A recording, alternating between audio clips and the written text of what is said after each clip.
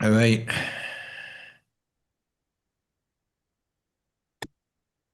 The radical, fundamental All principle right. of freedom, rational self-interest, and individual radical, fundamental All principle right. of Got this the is echo. the Yaron Brook Show. Got rid of it. All right, everybody. Welcome to Yaron Book Show on this Saturday, January 24th. Hope everybody's having a great weekend so far. My panel has not showed up yet. I shouldn't say that. Jennifer and Andrew are here, so we have a two-member panel, but many more people said they would come and haven't showed up, so we will see. Um, audio okay? Yeah, okay. So let's see. What did I want to say? Yeah, sadly, you've probably seen the news, but sadly, I'm right again. It's horrible to be right, but another somebody else was killed today in Minneapolis by ICE. It's the information is I don't want to yet definitively say what happened, but it doesn't look good for ICE. But the guy was carrying, so that's a complication that they have. But they just attacked him for filming them, and then it looks like discovered he had a gun, and it took the gun away from him, and then it looks like still, we'll have to see what happens, but it looks like they took the gun away from him and they shot him 4 or 5 times and killed him. So we will see. It does look like Minnesota police or Minneapolis police are involved this time. They have secured the area and are taking witnesses, even though ICE tried to shoo them away and try to get the witnesses out of there. It does look like Minnesota or Minneapolis police are taking the lead on this. We will see. In Minneapolis, there is a legal right to open carry. So, the fact that he was carrying is not an excuse. The question was, did he pose a legit threat? Did he reach for the gun? It doesn't look like in the videos, certainly not while he was on standing up. Maybe after he'd been knocked to the ground by 5-6 agent and beaten with a. Anyway, we will see how this all develops, but it's not surprising when you have gangs of thugs roaming around the streets. You are asking for violence, and violence will find them one way or the other. And so we will see what happens with that. All right. The other thing that I'm on lookout for, just as we speak, is whether an attack on Iran is going to happen. I will say I don't expect it tonight, but wouldn't be surprised if something happened tomorrow or Monday night. So we'll be on the lookout for those. All right, people are showing up. All right, all right. Let's get started with our panel. Don't forget, those of you who are on YouTube Live watching, you can still use the super chat to ask questions about anything. It's a Ask Me Anything session, so feel free to ask me anything about anything. I'm not sure I can answer questions about anything, or at least not truthfully. But you can certainly ask me the questions, and then we can see. Hey, here's a challenge: find a question I can't answer. Stump me. Not you in the panel, them on the super chat. All right, let's start with Jennifer. I know that the left can have dictators, of course, but do you think that maybe the right ends up is more prone to it in the long run because they're religious? So religion is authority from on high and you don't question it. And I mean, I know you've said before the left is maybe more intellectual, so might that cause them to drift that way more necessarily, or? Not necessarily. I mean, the left has had dictators, obviously communism Yeah. and Pol Pot and so on. So I don't think so. I think the issue really is does the left have a unifying ideology that can and the whole terminology of left and right is somewhat bogus. What does the left even mean? Who is the left? But the left doesn't have a unifying ideology. It's ideology of I think it's ideology of kind of post-colonialism and what do you call it? Postmodernism. Everything based on postmodernism. It's by definition fragmented. It's not an integrating ideology. It doesn't sum up anything. It's not come fight for this cause. What's the cause? The cause is elevate these people, suppress those people, and which people, and everybody's. It's just fragments. They used to have an ideology, communism. Communism's a kind of more of a unifying ideology. It's a vision. There's a utopia at the end. What is the utopia of the left today? There is none. They have nothing. Other than once in a while they'll borrow something from Marx. So there's nothing to rally and excite people and get people super motivated except nihilism. They're explicitly nihilistic. Now that can last for a little while in a place like Cambodia where you give a bunch of people guns and they go out and they've been oppressed for so long they're willing to just pretty much kill anybody and oppress anybody. But I'm not sure. But in Cambodia, it didn't last for very long. I mean, even the communist Vietnamese were so horrified by what the Khmer Rouge were doing in Cambodia that they invaded and got rid of the Khmer Rouge. Right? That's how that regime ended. It didn't survive for very long, and I don't think it can survive for very long. On the other hand, the right has an ideology that can unify, particularly in America. And that ideology is nationalism combined with religion, kind of Christian nationalism. Now, I don't think that ideology yet has anywhere close to the majority of Americans. I mean, that's the good thing is Trump is unpopular. The ideology behind Vance is even more unpopular than Trump. People are not rallying to the cross or to the flag, except for, some young crazy guys. It seems that way because Twitter is dominated by them, and maybe other social media dominated them. But in reality, there's just not that many people who are as ready yet to go sacrifice themselves for the nation and for the cross. And there's real opposition in this sense. The left serves a good purpose, at least in the short run, as actually opposing what the right is doing. So, I mean, right now in Minneapolis, if you oppose ICE, you rely on the left to go out into the streets and be the opposition. So, I mean, you've got to rally with the left on the issue of ICE. And I do. So we are still a divided country. And as long as we're a very divided country, and as long as we're that divided, I don't see anybody unifying under one banner and leading us towards authoritarianism. The other way we get to authoritarianism is by default. It's like Trump's style, right? Not through ideology, but through just a slow erosion in liberties and just practically making it impossible for us, for people to do anything about it. So slowly, slowly taking command of all the meaningful parts of life and allowing for symbolic elections, but then manipulating the numbers and claiming you win.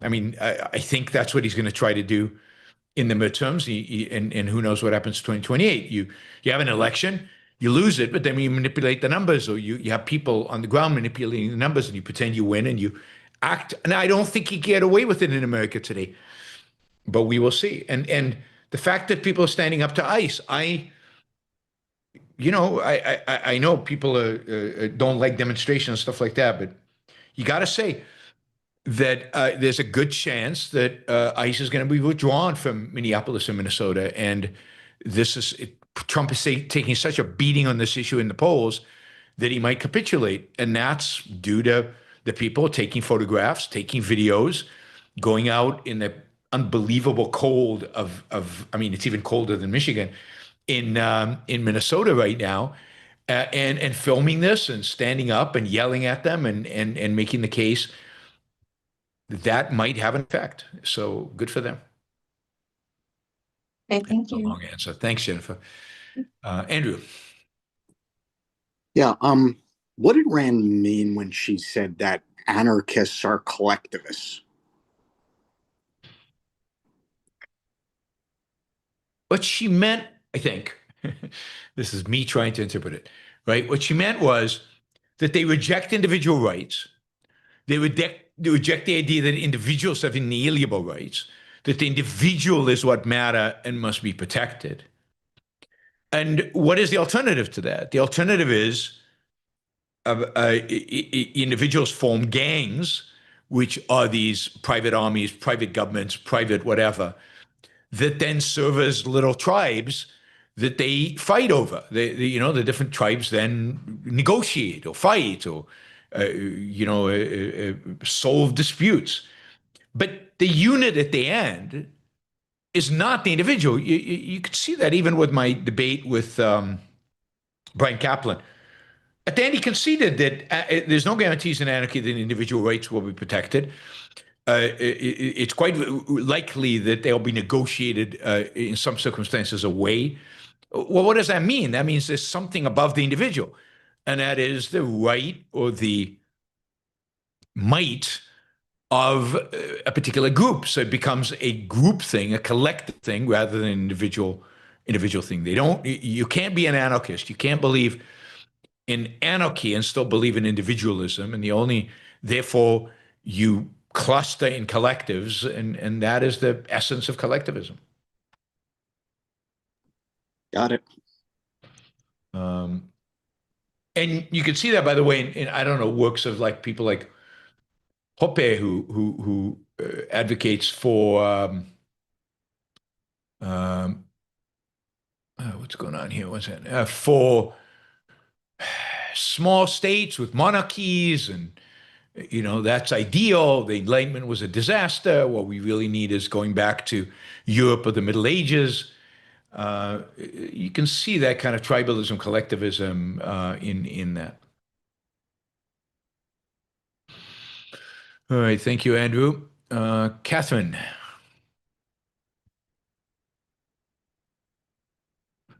You have to unmute yourself, Catherine. There you go. Oh, sorry. Okay, I'm going to type my question in the chat. Is that okay? Or I can Yeah. also say it out loud. Okay, this was my question. Okay, given the Trump administration and the breaking news and just the state of things, what advice do you have, or how do you personally stay positive and optimistic about life, and not become jaded or cynical or angry or frustrated and want to just feel, I don't Yep. know. How do you stay No, hopeful? it's a great question and super relevant. And I mean, two things. One, I get to yell at this microphone every day about Trump and about everything that's going on in the world, and I get to express myself, and I get to, in a sense, do something about it. The only thing I know how to do about it, which I think helps, right? It helps my sanity. I think my wife, who is a listener, she just absorbs it. If it's more difficult, because she's just hearing me. Whereas I finish the show and I'm all excited and ready to engage in life. For her, it's harder. So that's part of it. The second part is, look, you've got to focus on your own values. That is, you've got to constantly reorient yourself towards what's important to you in your life at the moment, every day.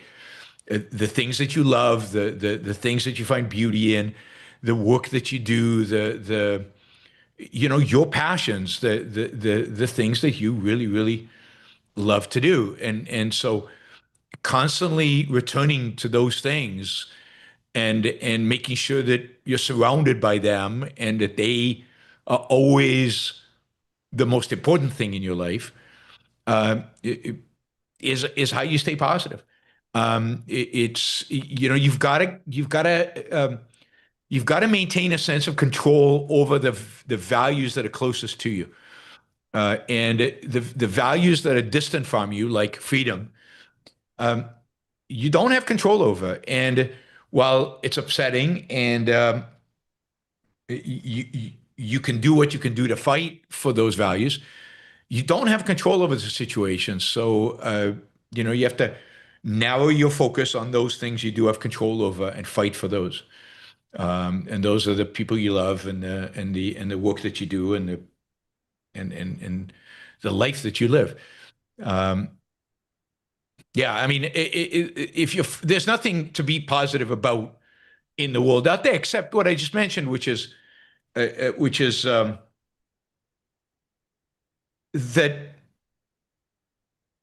Trump is not popular. ICE is not popular. Taking Greenland is not popular.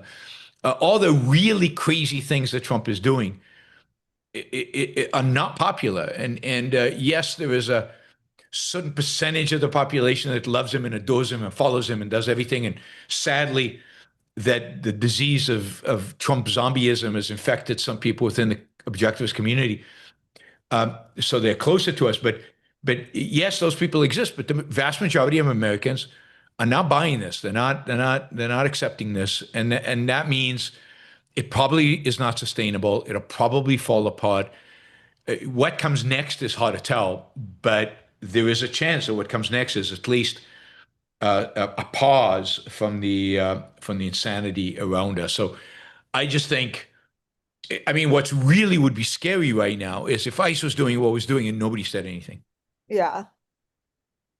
I just have friends who feel like with everything happening with Trump, it just feels like they want to give up, or it's like, why should I work so hard at my job? Why it just feels like this crony who's like a thief and a liar is like getting ahead. Like it just feels kind of like hard to stay motivated.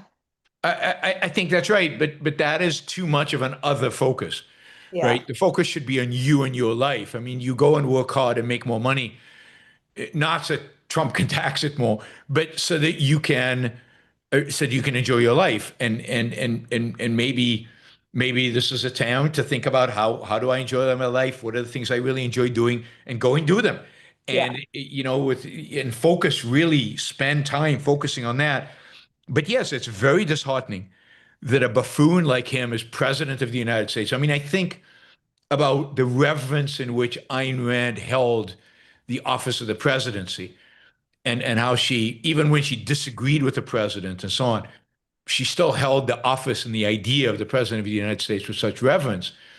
Yeah. I think of what this man is doing to that office, and it really is depressing and horrific. But your life there's so many things within your life are still your control. Focus on those, and and do those. And I think that is the way to stay positive. Well, look, you can't be completely positive. There's an element where, yeah, it really, really, really, really sucks, and it's really, really, really depressing, and that's just part of life in the world in which we live right now. Um, I think it will pass. I think better times are ahead for us, but not inevitably, and we're going to have to fight for it. Yeah, I mean that's Thank the best you. I can do. No, that's good. And I like the advice about how you speak out. And so I think it can be helpful for others to continue to speak out and voice their, because it keeps you feeling like hopeful, like you still have a voice. Yes, as long as you don't overdo it. So, as long as you're not, I know people who live on Facebook or live on Twitter, Yeah. speak up, say your piece, and then walk away, because there are a lot of people out there who will suck a lot of your energy up with very little reward. Yeah. Thank you. Sure. Thanks, Catherine. I'm Len. Hey, Yaron. Hey. So a couple of weeks ago, I think on the 12th of January on your show, somebody asked a question and they brought up Ayn Rand Center UK, and it had to do around the ICE shooting. I don't think that they didn't ask the question clear enough. I believe what they were specifically asking was around Valiant, who was on the show a couple of times, and he brought up some interesting perspectives on the shooting. Now, Valiant is by no means a Trump supporter. He's not bought the Kool-Aid like Bernstein and those guys. No. Now I know there's other issues with Valiant perhaps, but setting that aside, I was just wondering, if it might not be interesting to have kind of a discussion with him, just to, because you both brought up some very good points, and I think it would be interesting to see like objectively from the perspective of the law and from your perspective, his perspective, how to look at something like that. We may still draw different conclusions, but maybe just how to examine these kind of incidents, because I'm pretty sure it won't be the last one. And No, we got one. We got one now. An hour oh, ago. okay. Yeah. An hour Yeah. ago, they shot dead a protest. Somebody who was filming them in Minneapolis. So Really? yes, Wow. and there's already a dispute about what exactly happened. Yeah. So and there are lots of videos circulating the web Yeah. already about that. And so it's Yeah. not, as I said at the time, it won't be the last one. No, This is going to no, continue to exactly. happen. Yeah. And it's horrific because, it's also, I mean, one question I always want to ask people like Bernstein and stuff is like, okay, if you think this was a legitimate thing, then why the reluctance to have it investigated? Yeah. Like let somebody who's not part of the same organization investigate, which is the way that these things are normally done. But anyway, setting that aside, going back to my I, original. I mean, I see that. I think. I mean, I'll watch Valiant's video and I'll see if I think Yeah. there's some legitimate thing to debate. But um, the fundamental to me is I mean, the whole thing is wrong. I mean, they shouldn't be there. They shouldn't be doing what they're doing. Yeah. They are thugs. I think they're outside. From my perspective, they're outside the rule of the law. Yeah. Everything they do from their entire approach is anti-American and again, the principle of the rule of law. Yeah. So, we might disagree about the technicality. Or, was it legit for him to shoot, given that, I don't know, he viewed his life as being threatened or something like that, which I'm very, very skeptical about, as you know. But that's not even the main issue. The main issue is I shouldn't be there. They shouldn't be in the streets. Yeah. They shouldn't be walking around neighborhoods. They shouldn't be driving unmarked cars. They shouldn't be masked. They shouldn't be dressed the way they're dressed. Nothing about their functioning is legitimate, and there's nothing to debate from my perspective, at least. There's nothing to debate with regard to that. Yeah. I mean, I agree. I'm not an expert on how police should respond to Yeah. somebody driving towards them. Although again, I don't think she was driving towards him, but in a threatening way. But that is not the primary issue from my perspective. But I'll check No, it no, out. and I absolutely, I mean, I totally agree with you, Yaron. I think it's more, and in fairness to what Valiant brought up, I think there was some aspects of the technicality, but there were some aspects of the bigger picture, if you want to call it that, in his points. And I think what he was trying to do was to differentiate sort of what we would consider the moral, where and again, I don't want to try to put words in his mouth, but I don't believe he would disagree with anything you're saying, but from the legal, right? And I think that's the part that I just think it would be an interesting discussion to have, Yeah. people I that mean, I are think not Trump supporters Yeah. actually having maybe a slightly different view. Yeah. Right. I don't know if you saw my show yet. Was it yesterday? I did, yeah. The Harry Binswanger piece, Yeah. which I think is ultimately the issue regarding the issue of the rule of law and not resisting. But look, I believe in civil disobedience. Maybe Valiant doesn't. I believe in civil disobedience. I believe that the civil rights movement was right to engage in civil disobedience Right. because of the unjust laws, and I believe this is an example of where civil disobedience is appropriate. And yeah, take it to court, but we're talking about court that it could take a year, to go through the motions and all of that, which I think is what I'm saying. No, don't take it to court. I'm saying take it to court through civil disobedience. Take it to court by obstructing, Mhm. and somebody has to be brave enough to be arrested, and that'll happen. I think she was trying to drive away. If she had driven away, she would have been arrested later because she was asked to get out of the car and she didn't. So I guess they would have arrested her later. That is proper police procedure. It's not to shoot the person running Yeah, no, away no. when they Yeah. haven't committed a crime. Yeah. But that's what civil disobedience is about. It's about getting arrested Yeah. and then having your day in court and being willing to take a stand. And I think there are certain issues in America, in American history, where you have to take a stand. I think right now, ICE is one of those issues. I mean, I am Yeah, as I said, I'll look at what he said and see if there's enough Yeah, there. yeah. And again, like I said, it's more from my perspective, it's more just and it I don't know. Like people accuse you of TDS, and people accuse me of TDS, Yeah, right? Because yeah, people like us say, "Hey, what the yeah, hell?" Like most of what this guy does is wrong. yeah, So it's not to try to refute that. It's just to, like I said, present a different perspective from people that are not just Trump zombies, and just to see kind of where that discussion goes, and maybe everybody kind of ends up at a point that makes more sense then. yeah. Yeah. Anyway, just was a perspective. So thanks, Yaron. Sure, sure. All right. Thanks, guys. Thanks, Amlan. Let's go to our panel, not to our panel, to our super chat. We've got two $20 questions. We'll start with them, and then we'll go to back to our panel, and then we'll get to the other questions. Michael, hey Michael, imagine the equivalent of Yaron Brook show 300 years from now, when the news reports will be big pharma celebrated for curing all disease and reverse aging, and average per capita income reaches 10 million. Well, I mean, yeah, you have to put that in real terms, right? We don't inflation to make that 10 million meaningless. But yes, that would be. I'm really hoping we reverse aging before 300 years from now. I'm hoping we do it in the next couple of decades so that I can benefit from it.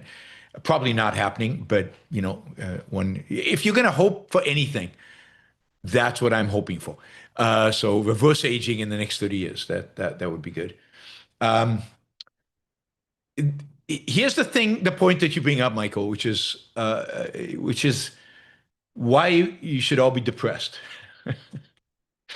Um, we could be so much better off materially and spiritually and in every dimension of our lives right now.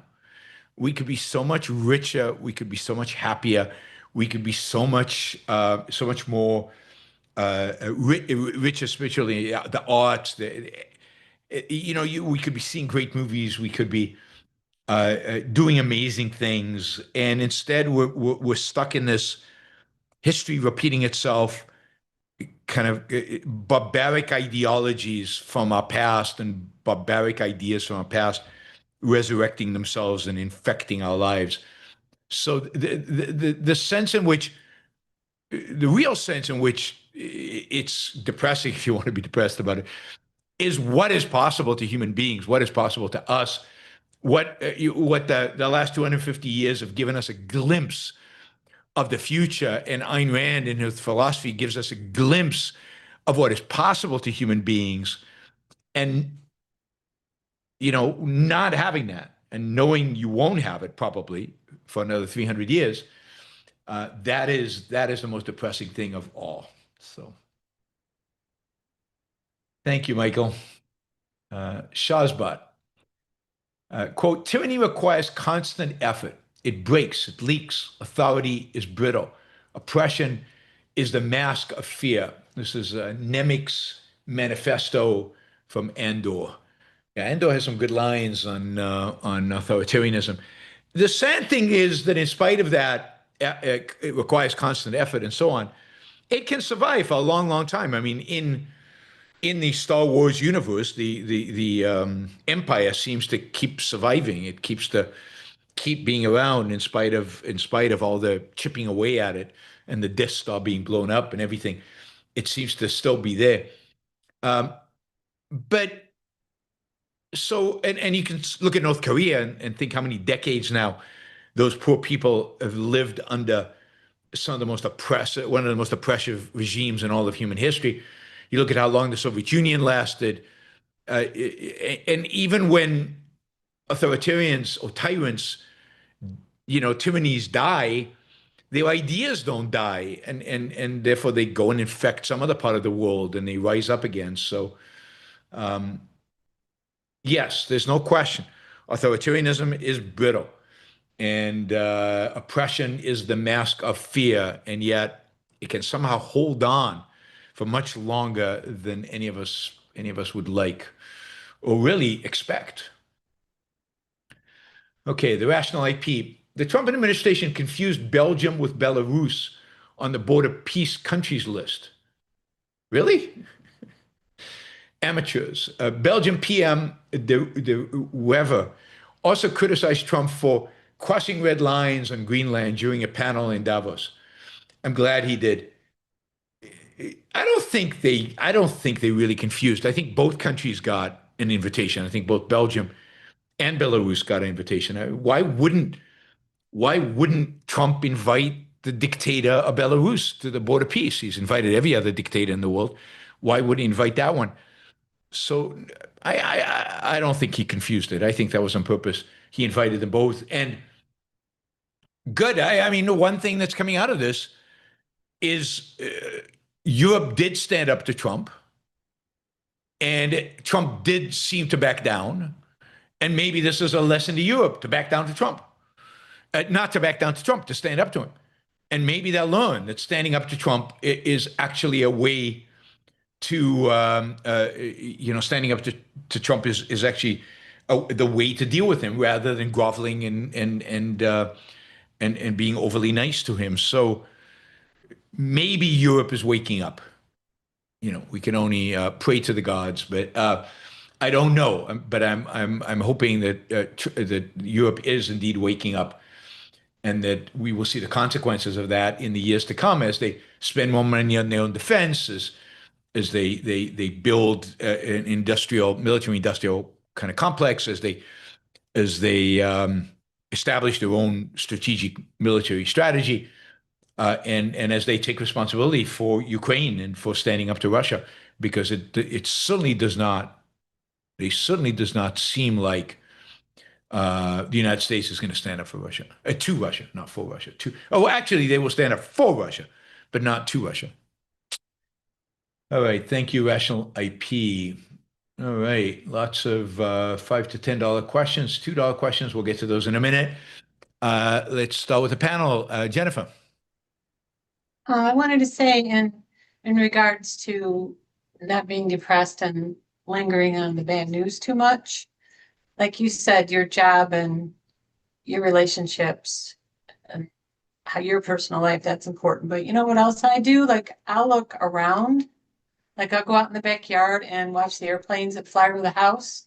Yep. And you can press a button on the phone and Amazon truck will come up and, bring you something cool, and you can switch on the light switch. I mean, that would have been witchcraft 500 years ago. Yep. Just stuff like that. So I try to concentrate on stuff like that that's all around you all the time.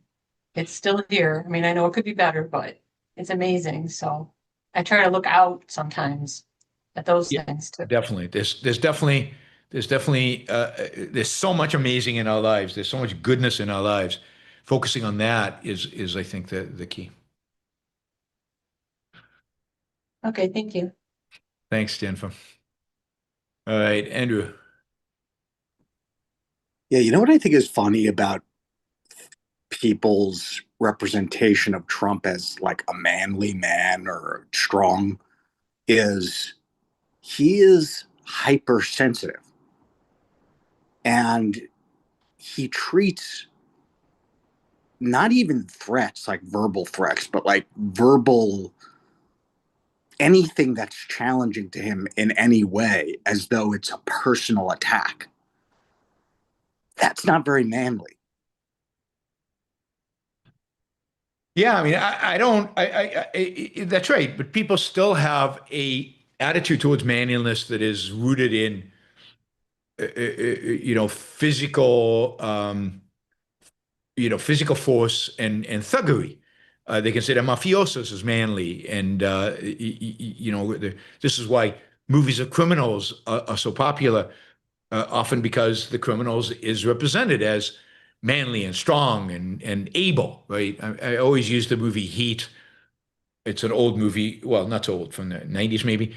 Heat with Robert De Niro and Al Pacino, where one of them plays the cop and one of them plays the crook, and the crook is manly. He's strong. He's he's got a woman. He's got money. He enjoys life. He doesn't give a damn about anything. And the cop, who's the good guy, is weak and he's divorced and he's depressed and he doesn't enjoy life and he has no real values and other than going after bad guys. And the culture really has that. It kind of glorifies the violent because it's a really rebellion against altruism, right? So we're offered two alternatives, right? You can be the altruistic, sacrifice everything, give it up to others, and don't pursue your values, or you can be a lying, cheating, murdering SOB and pursue your values, right? By lying, cheating, stealing. And deep down, a lot of people don't want to be altruists. So they kind of admire and respect the thug. And I think some of that is Trump. He says what he wants to say. He doesn't seem to care. He says whatever comes into his mind. He's a big guy, so he's got a certain physical presence. He seems like a guy who would punch somebody or slap somebody. He likes the U.S. military and he likes to parade it around and use it.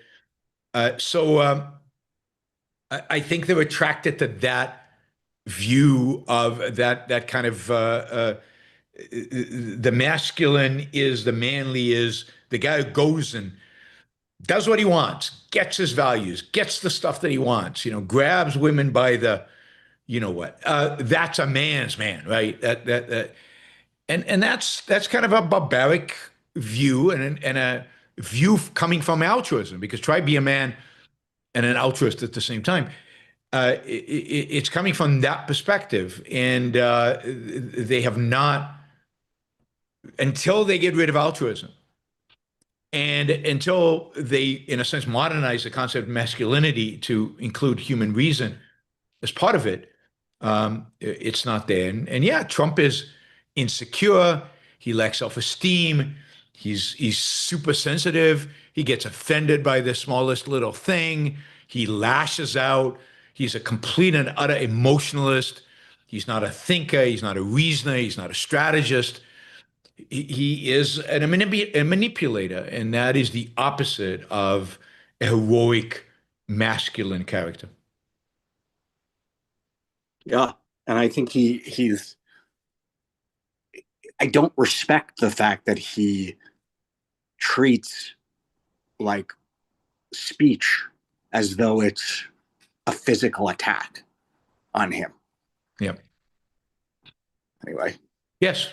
That is a sign of lack of confidence, lack of self-esteem, of being insecure. Somebody says something to you, you take it as a slap in the face, and you immediately slap back. Yep. Catherine. I don't really have any other questions, but back to my original question, Yeah. I guess to add on to it, kind of like when Israel was going through everything, for me, it felt a little hopeless because it felt like the world wasn't supporting Israel, and I very much see and saw them as the good guys. But in the end, the good guys win. And I guess that is my question, is like, how do you believe that like the good wins out? And I guess it doesn't necessarily just like win out on its own, right? Like we have to do stuff, but that's my I guess that goes back to my question of how to not be cynical. Yeah, and look, Israel won, but not really, and there's still a lot of fighting to do, and it's not over. But yes, how do we know that the win wins out? I mean, in the very, because we know that the good is true. It's in concomitant, is that the word? With reality. It's one, it is one with reality. And human history, human beings generally over time, sometimes over long periods of time, gravitate towards truth. It can take a long time. And as somebody said, tyranny is fragile. And people, when they get a sense of that their freedom's under attack in a significant way, they want to lash out. They want to fight for it. So, Israel's a good example. I mean, before October 7th, the general view in Israel was that the young generation was soft. They were soft. They didn't care about Israel. They were weak. They would never fight. I mean, there was real concern in Israel for the next war, whether its soldiers could live up to the demands.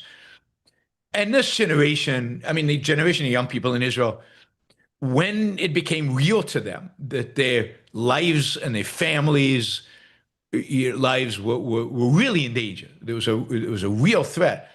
They rose to the challenge like no other generation. I mean, they really did.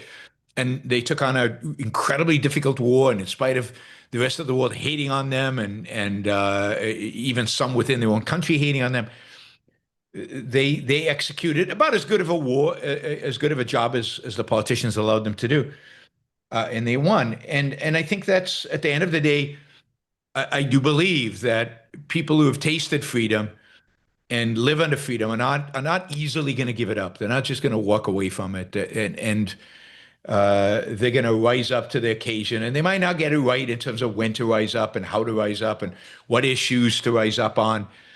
But it's not just all going to go to darkness suddenly. And certainly there's going to be a period where there's going to be a fight. And maybe that period's starting now. Maybe this is just the very beginning of it. I don't know.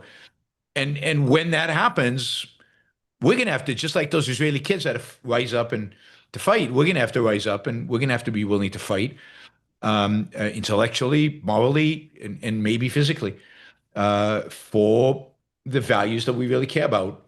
But, as Michael suggested 300 years ago, I'm pretty sure we win, because I'm pretty sure truth wins.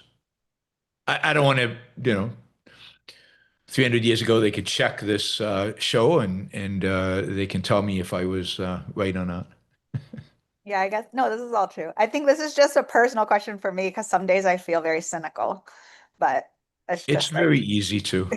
It's very Yeah. easy to. I don't think it's ever been this bad in the U.S. I mean, I was a teenager in the 70s in the U.S., and the 70s were pretty bad, and Ayn Rand certainly thought it was really bad in the 70s. But I think this is much worse, because it's almost like it's a constant campaign to shake us up almost on a daily basis. Yeah, it's What like tweet are crazy we going to maybe. wake up to today? Right. That's how I feel like with my job and everything, like sometimes it's hard to just like go about your daily life and stay positive, and then you read the news and it just seems like the most insane, absurd things. And it's just like having to, I don't know, like either tune it out or say like this isn't going to last because it's crazy. And it's just like a constant struggle. Yeah, I mean, you got to tune it out. You got to tune it out to a large extent. Yeah. You can't do anything about it, and you got to pick your battles, and you got to live your life. Yeah. Thanks. Sure. Amlan. This will be an easier question. So around public defender concept, is this something that the state should provide? And if it is proper to be provided, how to make sure that, okay, you're actually getting good representation? I mean, do you engage law firms? Does the state pay for it then? Or, like what's your view on that? Yeah, I'm not sure that the state has to provide. It's I think it is a challenge, because if the state starts hiring lawyers, that can't be right. The state shouldn't hire the lawyers, and then if they do hire the lawyers, you're right in the sense that, well, these are probably, a lot of them are going to be maybe second-rate lawyers who could have, Yeah. couldn't make it in the private sector, and would there be enough pro bono, like charity work, coming out of law firms in the name of the rule of law and in the name of all of that, to represent every criminal out there? I would hope the answer to that is yes, that there would be. that would just be part of what law firms do is instead of giving to charity, they would represent people who couldn't afford to be represented. They do it they do it today, of course. You know, even with public defenders, they go in and they represent it. I generally think a capitalist society is so benevolent and much more benevolent and cares about issues like the rule of law and understands why things like that are important. That they would do it, but now I guess it's possible. I've seen objectivists debate this point. I don't have a strong view about it. Could it be that the government pays for that? That is, if nobody will do it pro bono, that the government pays a lawyer in the private sector to come in and represent this person. I guess that's possible. I mean, it's not obvious to me that it's a violation of rights. It could be part of the raising money for the judiciary is to raise money for that. It could be that there's a separate, your taxes might be such that when you pay them, you click boxes of where you want your money to go. And it could be one of those boxes where people, in a sense, are contributing towards that, and they'll determine how much can be paid. So I think there's solutions to the issue, assuming benevolence and assuming, once we get there, we figure these things out. Yeah. I mean, for one thing, there would be a lot less criminal cases because there'd be so many laws that we have today that wouldn't exist. Yeah. And probably a lot of those are where contentious things happen, like in the whole drug war thing. I mean, I'm sure there's all kinds of corrupt cases that are brought that shouldn't be. Oh, absolutely. And But, I mean, drug laws wouldn't exist. Yeah. And a lot of other laws were prostitution criminal. laws and gambling laws and all this kind of nonsense that would be gone. However, the different, like you've made the point many times that, medical services are not something that the state should be providing. And if you can't afford it, too bad. You rely on charity. And if nobody wants to support you, well, so be it, right? And that's it. But the difference here is that this is actually the government taking a specific action against you.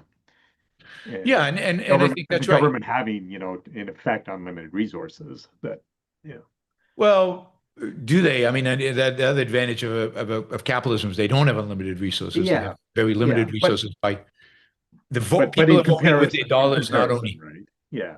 But yes, I agree. And so it is reasonable to assume that there would be some pool of money available for that, but that mostly would rely on some kind of pro bono, and that the law firms would be eager to do it, again, because they understand what this system demands and the importance of these things, and they get everything you just said, and therefore they want to make sure people are well represented.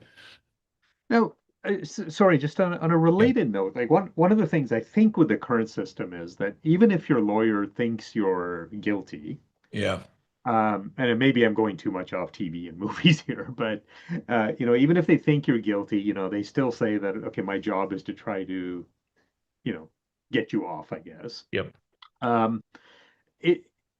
Would you still see that as kind of what the role of the defense lawyer should be, or is it more sort of supposedly the European approach where you're together trying to discover the facts and the truth?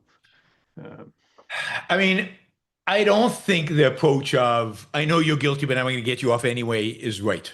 So that can't be right. It can be, you're part of the judiciary, you're part of the system. Your job is discover the truth one way or the other.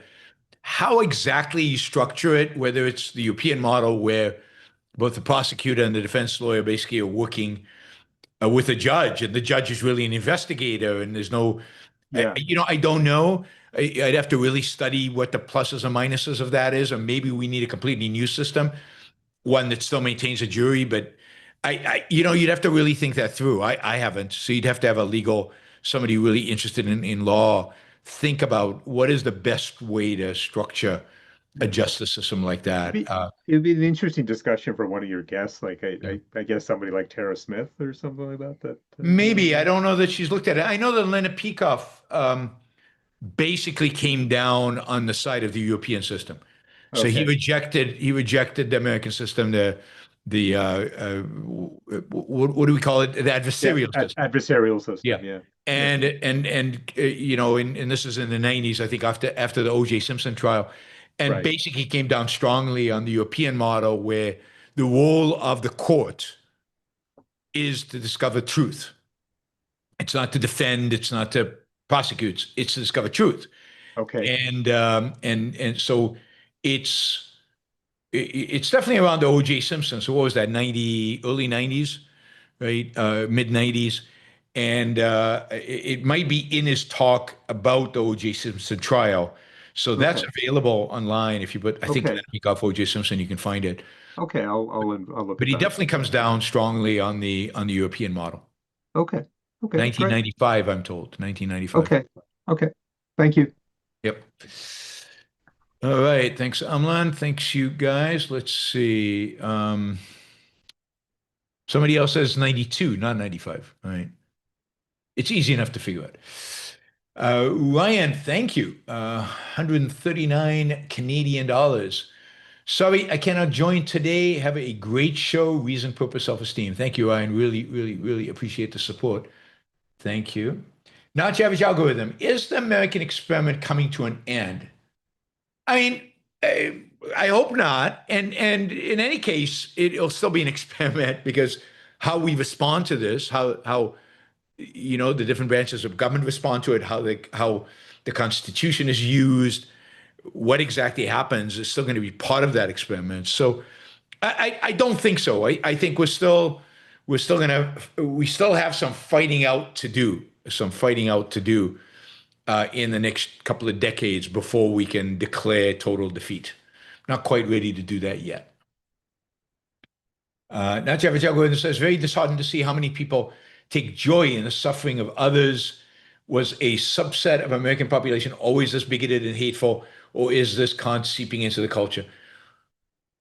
I mean, look, it's in a sense Kant seeping into the culture, but Kant was a long, long time ago, and Kant has seeped into the culture in a variety of different ways, in a variety of different means, through a variety of different thinkers over time. It's not like more people are reading Kant right now, quite the opposite, probably. So first, there's probably always been a subset of people like this. Second, it's much worse. And it's worse because the tribalism is worse, because the unthinking is worse, because educational system is being at play. This is maybe the Kant for longer. It's worse because we have a certain configuration of people and events that have brought out this tribalism on large scale. Again, I think starting in 9/11 and only getting kind of worse since then, great financial crisis and COVID and all of that has led us to this moment. But fundamentally, when you write the history sometime in the future, yeah, it's the battle of ideas. So the battle of ideas was lost. It was lost in the 60s, it was lost 100 years ago, maybe. And the battle of ideas, it keeps getting worse. And sometimes we get some reprieve because of some combination that is getting better, or a particular person, or some set of ideas that combat the bad ideas for a little while, but then abandoned.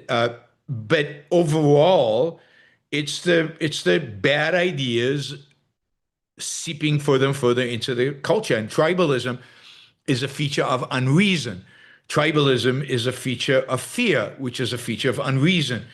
And as we, over many decades, have undermined reason as man's basic means of survival, people are becoming fearful, they're turning to the tribe, and they're turning to an authority, a political authority, to tell them what they should think and what they should do and how they should behave.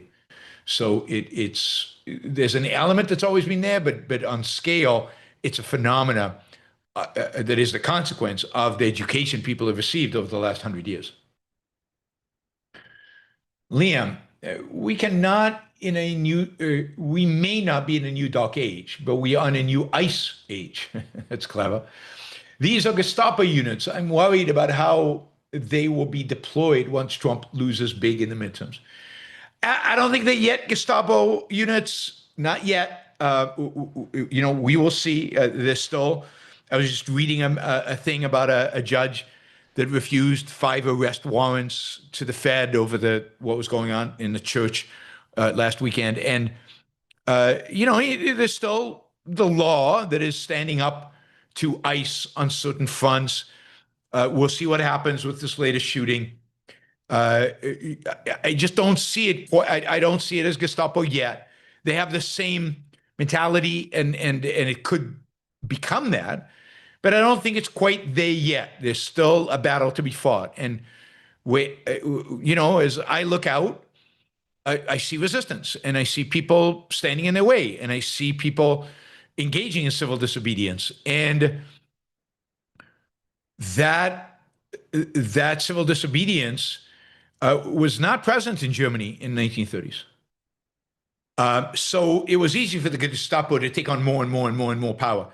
It's not clear that that can happen here, given the amount of resistance they are facing. And I think if Trump, for example, tried to deploy ICE during the elections, the judiciary would be against him. And would he really be willing to just abandon all adherence to the judiciary? Would he really be willing to just ignore, just say the Constitution has ended, I'm declaring dictatorship? I don't know if he'd actually be willing to do that. And I don't know how many of the people around him would actually be willing to do that. I think they'll chip away, they'll push, they'll stretch, they'll keep going as much as they can.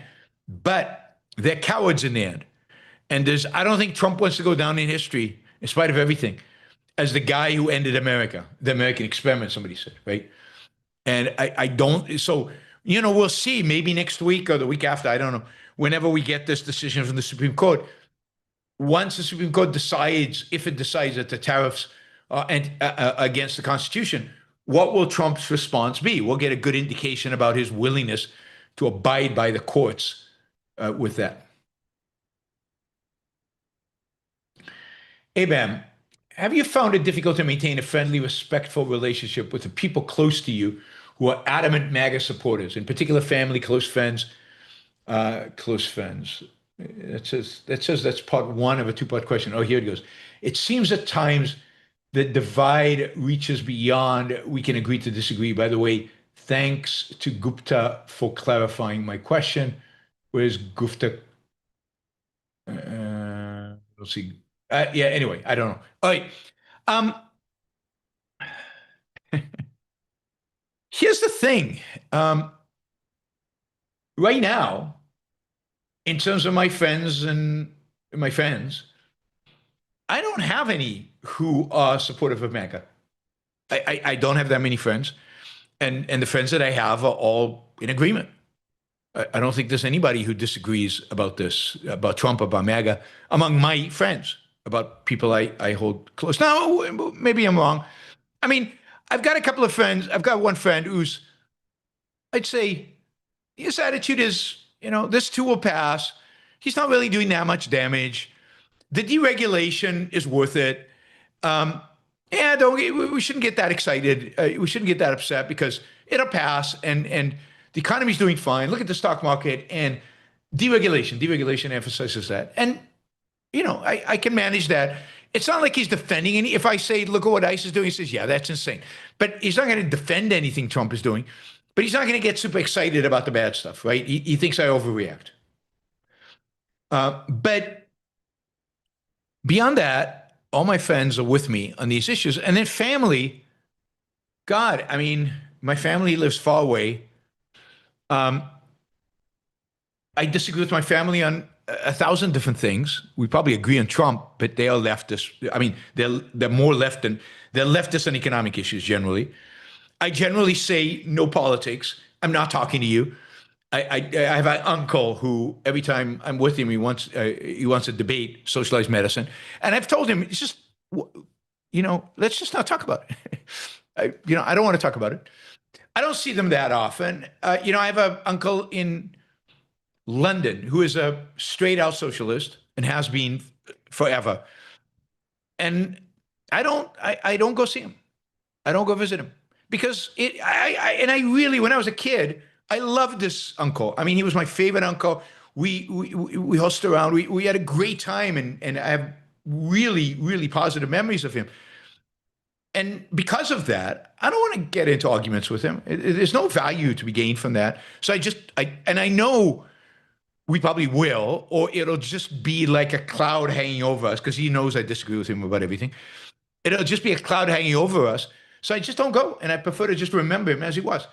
So it's and my parents, I don't talk politics with my parents. I don't talk my siblings. I don't talk politics with, and when I do, they don't really argue with me. So, but I don't see them that often. So, I don't have that situation. So I'm sure you guys do. Maybe because you have friends at work, you have friends in your community. My work is objectivism. So all my friends, or almost all my friends, are objectivists. So I don't really face that. And you probably live close to your family. I don't, which was a great, I think in ultimately a good strategic decision for my life. And not because I dislike my family. My family is great as families go, but just because it's not that important of value to me. But it's yeah. So I'm not the best person to answer that question. But yeah, my general advice is deal with family members, let's say, deal with family members on those things that you enjoy dealing with them, and avoid engaging them on things that are just going to turn into yelling matches or whatever. And with friends, yeah, friends, I don't, depends on what the friendship is, how deep it is. If it's just a work friend and you enjoy talking about work, or enjoy talking about software, enjoy talking about some narrow issue, then keep it at that. Don't talk about politics. If they're a broader category of a real friend, then you have to talk about these things, and then you have to get pissed off at them, and you have to battle it out and see where that takes your friendship, and if the friendship can survive it. And maybe it can't. And maybe it can. So, but again, politics is not everything in life. You can be friendly with somebody you disagree with in politics, and love to go to concerts with them and talk about music with them and talk, the lyrics of Rush with them. Looking at Jennifer, so, or whatever, right? And they love that. But on politics, you disagree, and you just don't talk about it. And they're not a major friend. It's a limited friendship, but that limit is good. So at work and places like that, you might have limited friendships. So don't make life about politics. Politics is one aspect of life. It's not all of life. All right. Thank you, Abram. Hopper Campbell. Facts last longer than fascism. The day is coming. Yeah, I would say truth lasts longer than fascism. That is true. Gail says, are you concerned about Canada's growing relations with China? Not really. I mean, what are the Chinese going to do? They're not invading. They're not going to invade Canada. They're not. I'm not that concerned about China. I mean, I'll talk about this on Monday's show, but China's not as strong as people think it is. They just fired basically like 3/4 of the entire military leadership in China has just been arrested. There's a major battle going on among Chinese leadership for control of the Communist Party and control of the future of China. The economy is not doing well. The people are restless. There's massive corruption. I don't think their weapon systems work anywhere near as well as they think they work. We certainly saw in Venezuela that they didn't work. China's just not a military threat. I mean, it might be to Taiwan, and it would be ugly if China tried to invade Taiwan, and they might. But it's not a threat to Canada. So what's going to happen? You're going to buy cheap electric cars from the Chinese, and they'll buy your oil, and nothing really bad is going to happen from that transaction, other than to the extent that you're trading with China. China benefits, and the Chinese regime might use that benefit to oppress their own people. So you could argue that we shouldn't trade with China and as individuals because it supports oppression, but it's not I don't view China as an actual real threat. if we maintain our sanity. That's a big if, granted. I mean, the threat China posed to us is in the weakness that we manifest. All right, last super chat question, and then I'll go back to the panel. Mark, can you expound on Miss Rand's quote, "Defiance, not obedience, is America's answer to overbearing authority"? Yeah, I mean, it's captured in the New Hampshire state flag, "Don't tread on me."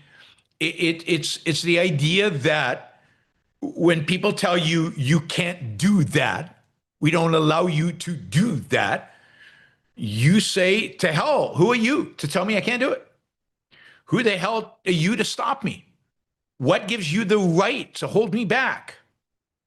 It's in the story of Dagny's grandfather, right, who built the railroad. And, if he had to bribe some people, and if he had to, rumor has it, maybe, somebody who stood in his way disappeared. He did what was necessary to get stuff done. He didn't accept the authoritarians' foot on the neck. He stood up against them. And to defy is to stand up against. To defy is to act, to move forward, to advance towards your values. Obedience is death. It's passivity. It's passivity. So, in the face of the immoral, in the face of the unjust, it sometimes is necessary to be defiant. Now, how you have to be defiant and still be safe and still preserve your values and still, not support anarchy and not land up in jail and all of that, and not land up dead like some people in Minneapolis. It's difficult, but yeah, I mean, this is a country that was created through defiance. They defied a king. They defied the mightiest military force in history to that point.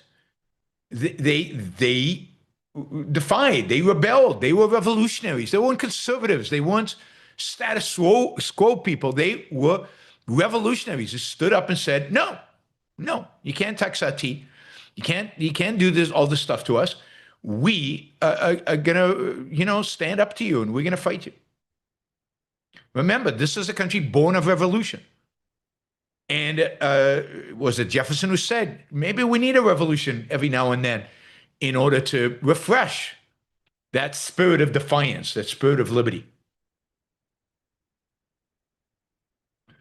And Ayn Rand viewed that defiance in the face of authority, in the face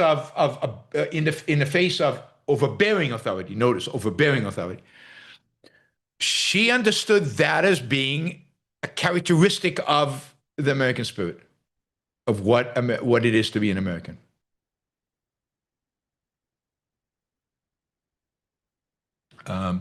Candace says he's not leaving Minnesota. Every illegal must go. All right. No. There is no such thing as an illegal person. There is no such thing from a moral perspective as anything wrong with immigration. There's zero problem with illegal immigrants. If they're criminals, put them in jail. Deport them, I don't care. If they're not criminals, there's no issue. There literally is no issue. I think I'm going to be, anyway, we'll have to do more shows on immigration. All right, I'll lose a lot more subscribers. Yeah, that's the masochist in me, I guess. All right, Jennifer. Why should they be vetted? Vetted for what? What and who are they? Why? The guy's working in a Mexican restaurant doing the dishes needs to be vetted for what? You should be vetted, right? Every human being on the planet should be vetted. I mean, you might turn around and be a murderer or a crook or a rapist or whatever. Every American citizen should be vetted. Everybody should go through a police, and they should put a chip in your, so they know everywhere you go, and maybe a chip in your brain so they know every thought you have. So before you commit the rape, they can arrest you. I mean, vetting is the essence of authoritarianism. Vetting for what? I mean,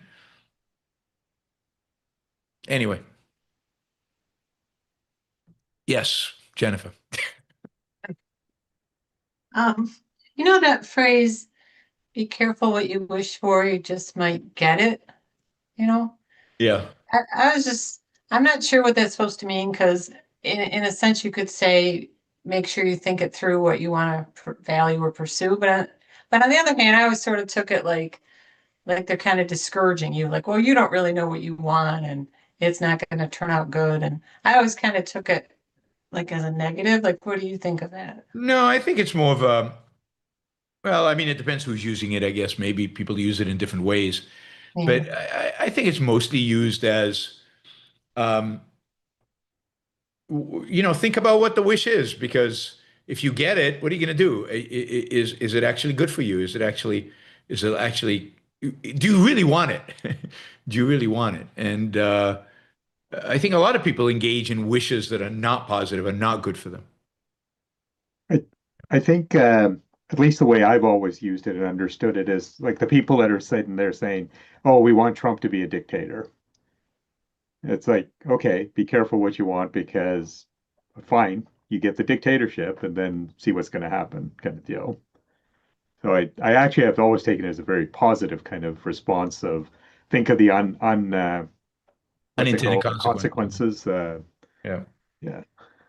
Yeah, but it's like implying that what you're wishing for isn't necessarily good. So think it Yes, because you through. haven't thought it really Say that through to and the thought of all the Yeah. person. consequences. Yeah. Yeah. Yeah. So let's say I think I did, then I don't want you telling me that. So you know what I mean? Yeah, then it's not applicable, right? Right. Okay, thank you. Yeah. Thanks, Andrew. Yeah. Well, you made a comment that you think that people who read Rand nowadays are getting less out of the books over time. What did you mean by that? Oh, I mean, I think as our educational system deteriorates, people can understand less and respond in less. Now, I don't have any data to prove this, so that's me just talking. So I don't have any data, but it strikes me as education gets worse, you read those books, you're going to get less from them. You're going to, as let's say your ability to conceptualize is hampered, your ability to use your reason is hampered. Fewer and fewer people will be able to, if there are fewer people who are rising to conceptual level, fewer people will be able to completely grasp what she's getting at. Yeah, that makes sense. I mean, her books are very challenging, and Yes. I think that yeah, I mean, you have the risk of people like reading Atlas Shrugged and just getting a very superficial economic yeah. message from And it. that's always been the case for a certain number of people. The question is the percentage of people who get it when they read the books growing or declining? Um, that's and I think it's growing. But they've always been, I mean, millions and millions of people have read Ayn Rand, and very few got it. So that's the reality of the past. It's the reality of the present. It's probably the reality of the future. But the challenge is, I think it might be getting worse. Now, the more people there are, like the more shows there like Yaron Brook show, and the more programs there are at the Ayn Rand Institute, and the more guides they are for reading Ayn Rand, the more points of contact they are, people can then revisit and learn more and build and so on. So I think that's how we grow. Uh, we have to supplement Ayn Rand's books.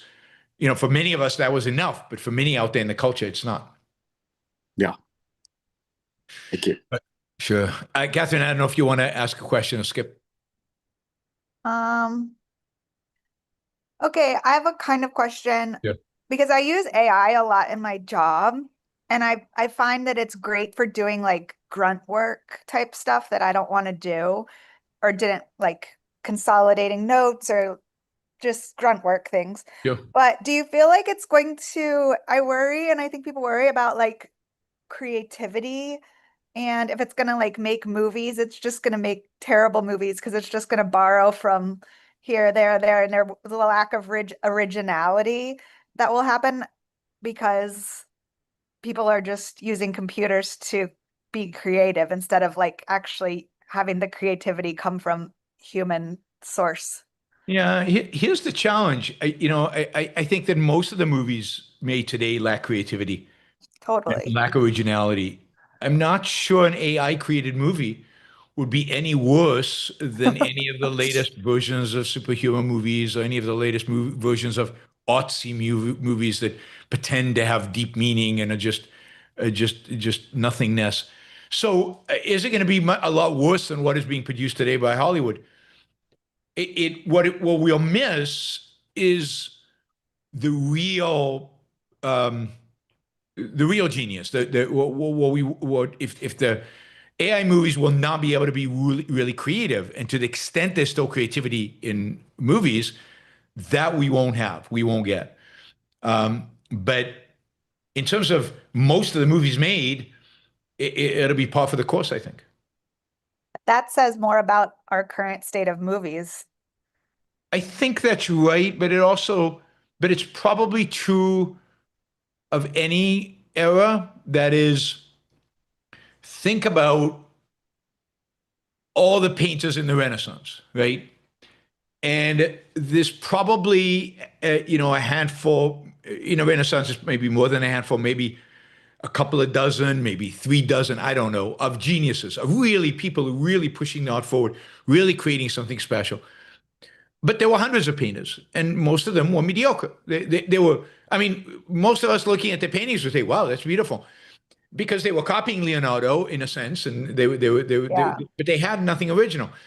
And I think that's true of any era. There's a few people who really bringing great creativity and great genius to the task, and then there were a lot of people who are, in a sense, copying, and some of them are copying brilliantly. That is, they're really, really good at copying. Yeah. And so I don't know that that's that different than any era. Now, I don't know that we'd ever live in an era where everybody working in film is really pushing the medium forward and really doing something exciting and new and creating really new stories. Maybe we would one day, but AI would still entertain us. For most of us, we couldn't tell the difference. Yeah. I just think of like my favorite movie is Les Mis, and like I'm like AI could never make this because it's so special. But I think that there's like not that many that are so special, maybe. Yeah, but also, if you gave AI, maybe not today, but in 20 years, if you gave AI the novel and said, turn this into a musical, here are successful musicals of the past, so the kind of music to Yeah. generate, and here's the kind of dialogue that is typical in a musical, could it do it? What I'm saying is if there was no book, if there was Oh, no like I create agree. the original, like I mean, yeah, I'm sure it could take a screenplay or a book and Yeah. like make a movie out of it. But I'm saying like the originality of the story. Yeah, I agree with that. And certain acting performances it couldn't recreate because they are truly Yeah. acts of original genius. And so there's a lot that I don't think AI could recreate, but there's a lot that it could. Yeah. And most people, 90% of people or more, can't tell the difference That's between sad. great arts and mediocre art. Yeah. I mean, how many people even read Les Miserables, right? So, Yeah. But that's sad. But yeah. yes, I mean, it's sad, but on the flip side of that is we get to read Les Miserables and enjoy it. True. So, you focus on the positive. Thanks, Catherine. Thank you. Good question. And it's going to be a question we keep asking ourselves and keep having to think about the answer as AI gets more Yeah. sophisticated what it does, and it's not done. We're gonna have to figure out what's actually going on.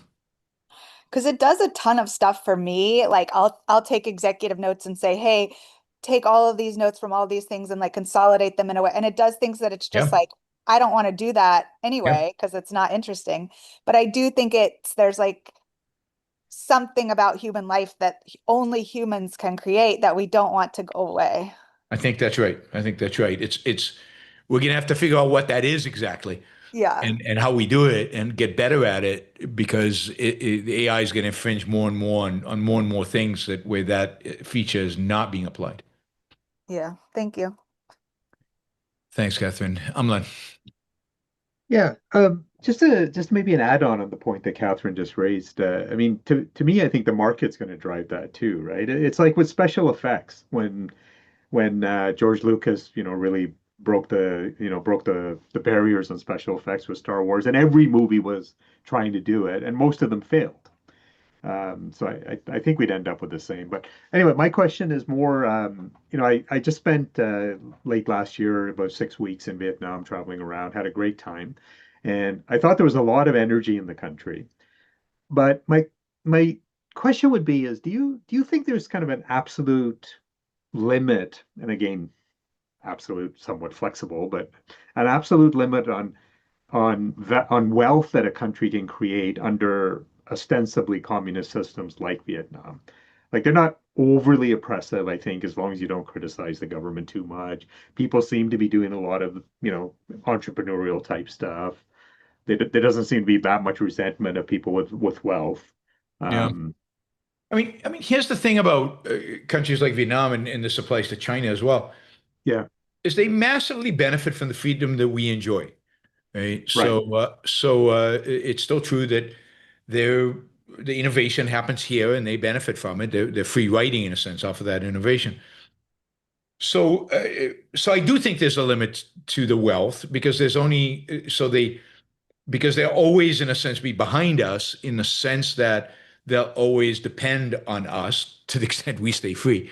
Um, and there's a certain type of innovation. This goes to AI, right? It's similar to the AI question in a sense. right, There's a certain type of innovation that only free people can do because it requires the ability to think without the constraints of which bureaucrat am I going to piss off. And to that extent, that's always going to limit them, and it's always going to constrain them. I also think that, and I think this is true in China as well. Ultimately, as a middle class grows in these countries, they they will want more than economic freedom. right. So the system is inherently unstable. And I think that's what's going on. I mean, there's something going on in China right now. There seems to be a real struggle for leadership. And I think this is some people within the party realizing that the enhanced authoritarianism of Xi has actually destroyed this engine of growth that they had 15 years ago, and maybe they need something different. They don't want to go freedom. They're not looking for freedom, but they're looking to loosen things up a little bit because the people are unhappy and because the economy's not doing well. Right. And I think that's inevitable, and it's only going to get worse. Even if nothing happens now, that trend will only get worse. So, but yes, there is a limit to how much wealth you can accumulate under authoritarianism. Okay. Thanks.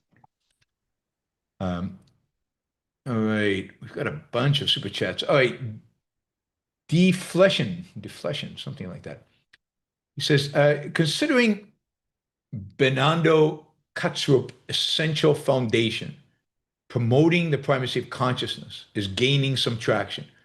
Do you think people just need something to believe in? Um, Something to believe in. Are there interests behind people believing in something? So, look, people certainly do need something to believe in. But look, the primacy of consciousness is a very appealing idea once you get rid of reason. That is, our educational system, I think I always go back to that. The educational system and our intellectuals basically tell us constantly not to rely on reason, to be suspicious of reason, to be cynical and skeptical. And educational system emphasizes emotions, for example. Well, but then how do we know anything? And what is there to know? And if reality is what it is, if kind of reality, if we have the primacy of existence, well, then I can't know it.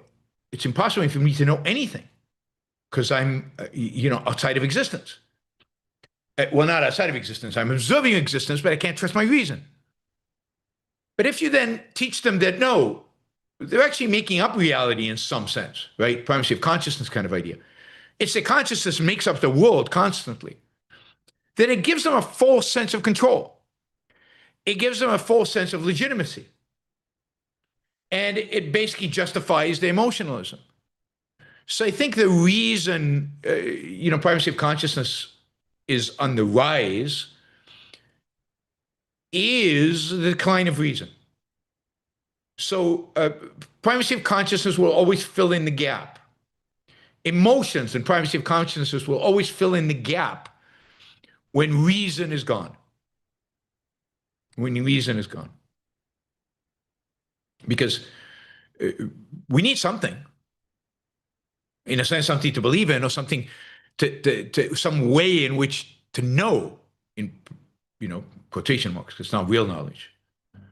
And primacy of consciousness kind of, in a sense, or religion fills in that gap when we've lost our primary means of knowledge. But I don't think there's necessarily a conspiracy around it. It's more just the prevalent philosophy, the prevalent ideology. All right, James, the United States is losing its own identity, which is alarming, not only for its own citizens, but the rest of the world. Aha, that's absolutely true. And that reminds me of this. I've been staring at it all along, and I forgot to mention this. I'm giving a talk on, in a sense, what is America? Or it's going to be, the title, the formal title is America, a Nation of Ideas. America, a Nation of Ideas. The talk is going to be in Austin, Texas, at the university on Thursday, February 5th. It's actually going to be at the Union, Texas Union Building, on Thursday, February 5th at 5:30 p.m. 5:30 p.m., Austin, Texas, America, a Nation of Ideas. And it'll be me talking, and it's under the program of the Civitas Institute. So, and I'll put the link in the chat for you guys. And if I'll try and also put it in the description. But also information about this is available on my website. But if you live in Austin, Texas, it'd be great if you came.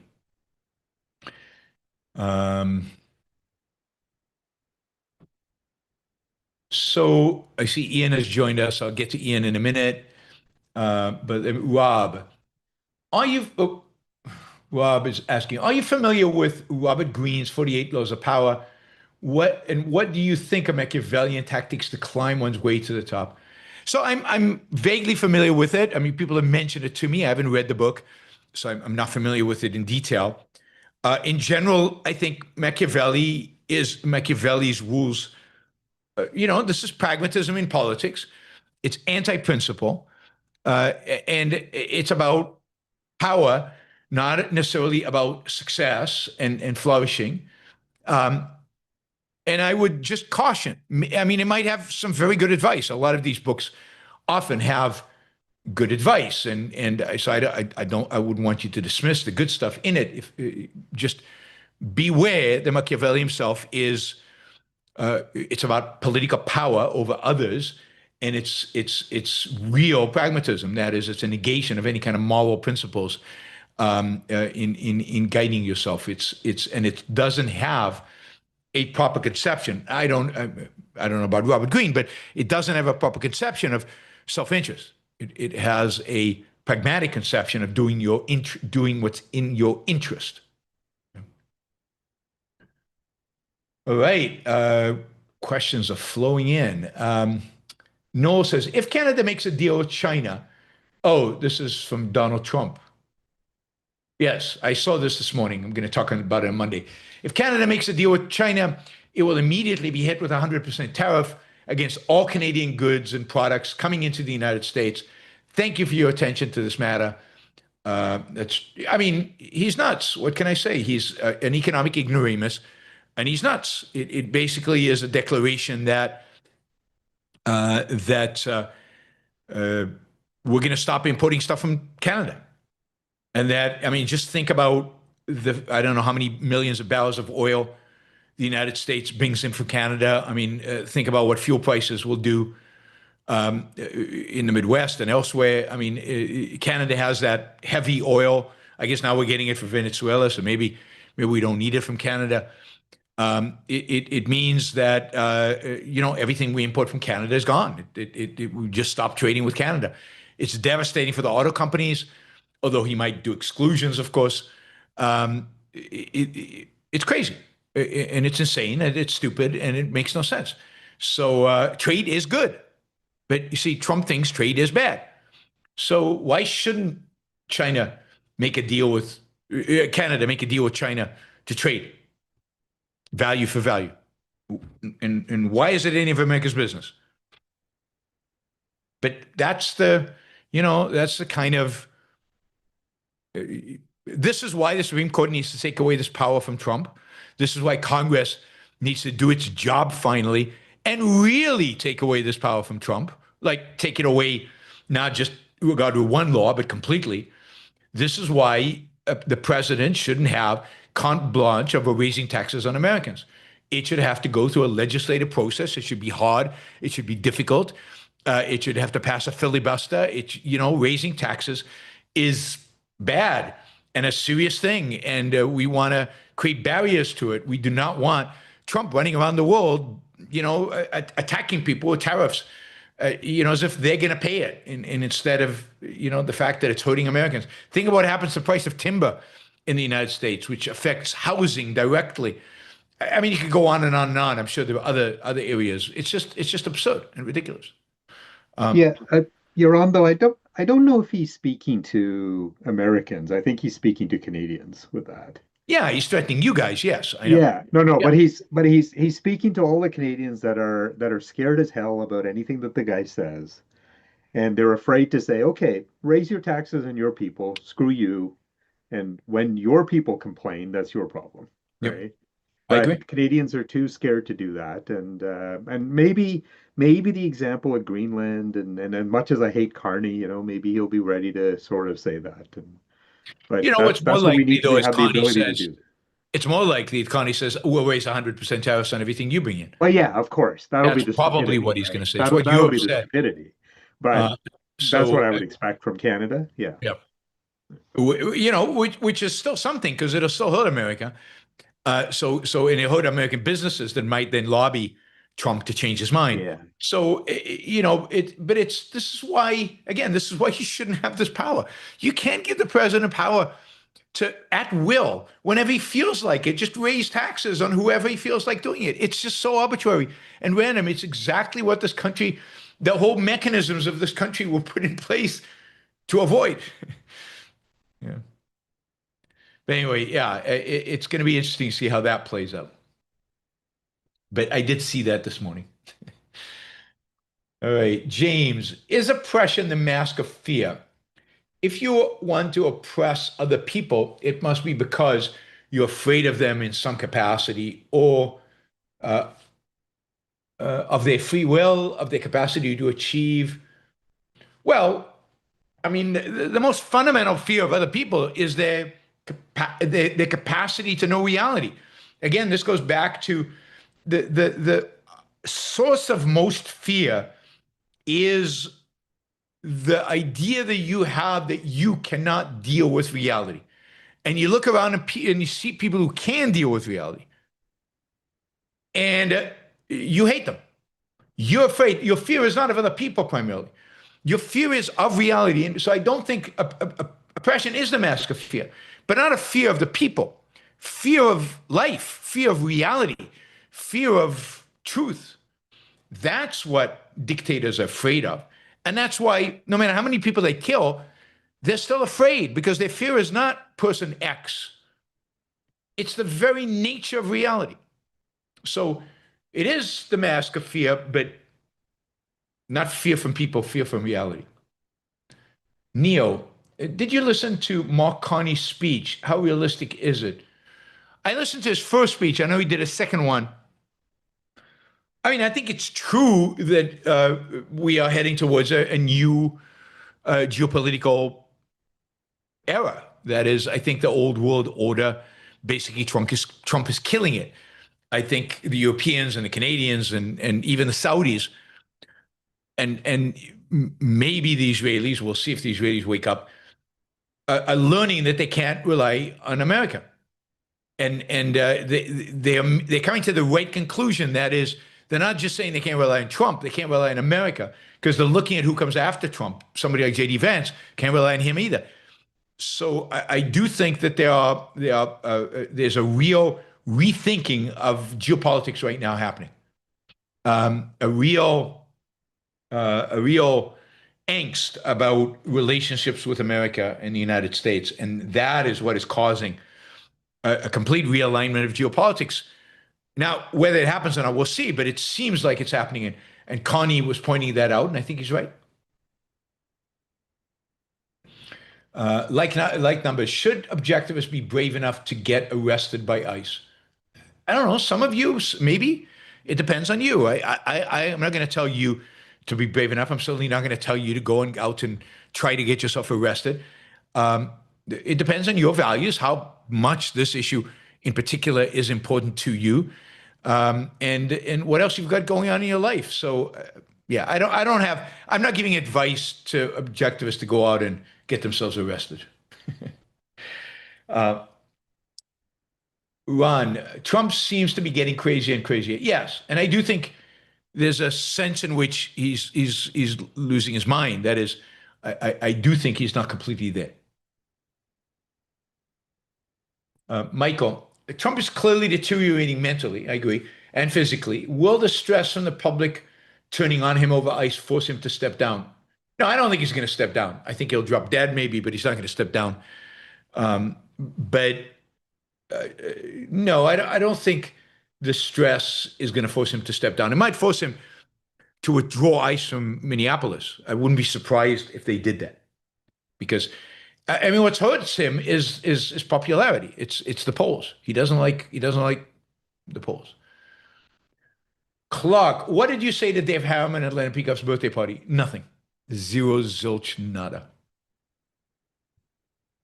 All right, we'll take one more question, then we'll go to the panel, and then we'll do one more round of super chats, and we'll call it a day. All right, and Enric, how much should you go in disagreeing with someone you find false or dishonest, or is dishonest, to counter bad information but not get caught up in it? God, I'm not sure I understand. How much should you go in disagreeing with someone you find false or is dishonest? I mean, I wouldn't spend much time on people who are dishonest. There's no point. I separate myself as quickly as possible from anybody you decide is dishonest. So if that's the question, I'd say don't go much in at all. Try to figure that out and walk away. To counter bad information, but not get caught up in it. You can let people know that's wrong. Here's an alternative, and walk away. You don't have to engage. You don't have to go back and forth. All right, let's start with Ian. Hey, Yaron. Hey. I didn't think I could join today, so this will just be a quick fun question. So I know there's a couple of song reviews outstanding. Do you have any thoughts on when you might get to them? Oh, no.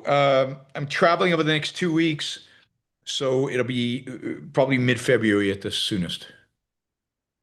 Okay. And then just a quick thing on that Carney speech. If it's the one I was thinking of, it's actually a really interesting speech just because you can see him in his brain.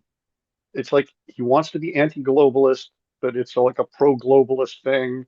So there's this weird mix in the speech of disparaging things about globalism, but maintaining trade. And yes, it's really interesting and subtle and odd speech. Yes, and he doesn't want to quite name anything, right? He wants to give you a sense of what he's saying, but not actually name it, right? Not actually point to it, because at the end of the day, Connie stands for nothing, right? It's not that Connie stands for anything. And I think that's what comes across is something's changing. It's big. It's important.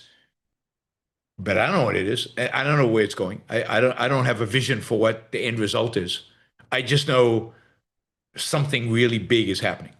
I think that's at the end of the day, and it has to happen according to him. But he doesn't know. He doesn't have a position of where we're what it should be. He has no positive position. Yeah, and that the little guys should stick together because Yeah. he's clearly he Yeah, we've understands. got a bully, and we should stick together in face of the bully. But okay, Yeah, I found it interesting because it was more. It was more explicit than anything else he said, or anything else the Canadian leader said in a long time.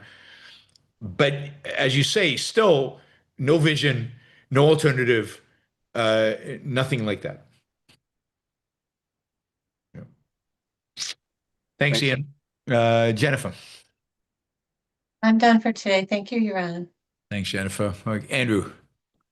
Yeah, you've said that it's important to study the Enlightenment in terms of how to advance the objectivism in the culture, to try to get ideas on how that was done in the past. Can you share some observations that you've made in that regard? I mean, the main thing that you observe when you observe the Enlightenment is the the extent that it was done by a minority. It was done by intellectuals. It was done by intellectuals engaging with one another with ideas and writing, speaking, interacting, discussing, debating, disagreeing. Um, the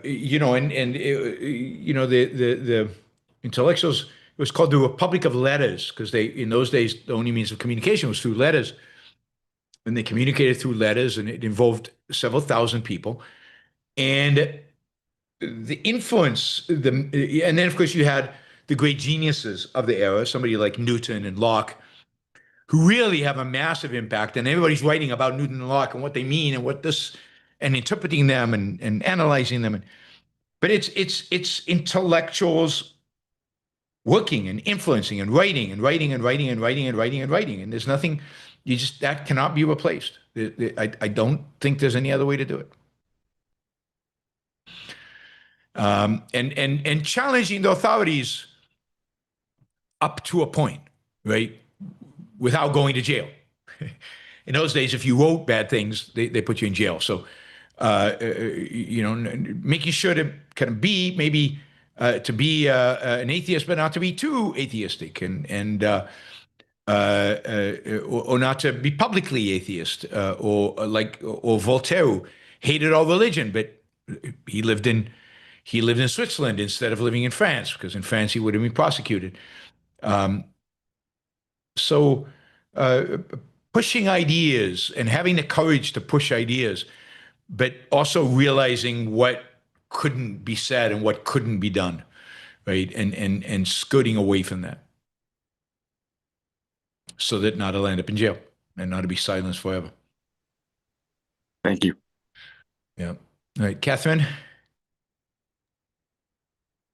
Okay, this is like a question I have, or this is just a comment. I guess there's a question in there, but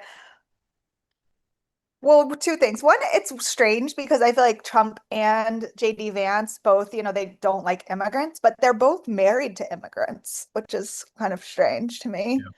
Yeah. And the other question I have is like,